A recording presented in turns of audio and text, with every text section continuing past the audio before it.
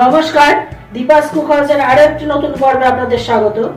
আজ আমি আপনাদের জন্য নিয়ে এসেছি অত্যন্ত সুস্বাদু একটি রেসিপি, চিতল মাছের পেটির কালিয়া। আপনারা অবশ্যই এটা ট্রাই করবেন। কেমন লাগলো কমেন্টে জানাবেন, ভালো লাগলে একটি লাইক দেবেন, আর এখনো যারা আমার চ্যানেলটি সাবস্ক্রাইব করেননি সাবস্ক্রাইব করে আমার পাশে থাকবেন। চিতল মাছের কালিয়া করার জন্য আমি 3টে চিতল মাছের পেটি নিয়েছি। এটাকে এবার নুন হলুদ মাখিয়ে সুন্দর করে ভেজে নেব।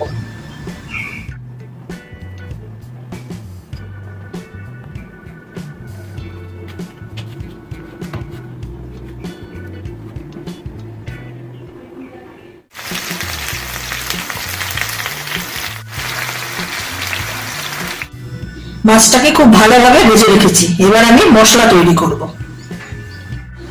মশলার জন্য আমি নিয়েছি ছোট এলাচ, দারচিনি, লবঙ্গ, অল্প জিরে, পেঁয়াজ কুচনো একটা, 1 ইঞ্চি আদা কুচনো, একটা টমেটো আর 3টে শুকনো লঙ্কা। এটাকে আমি মিক্সিতে বেটে নিচ্ছি।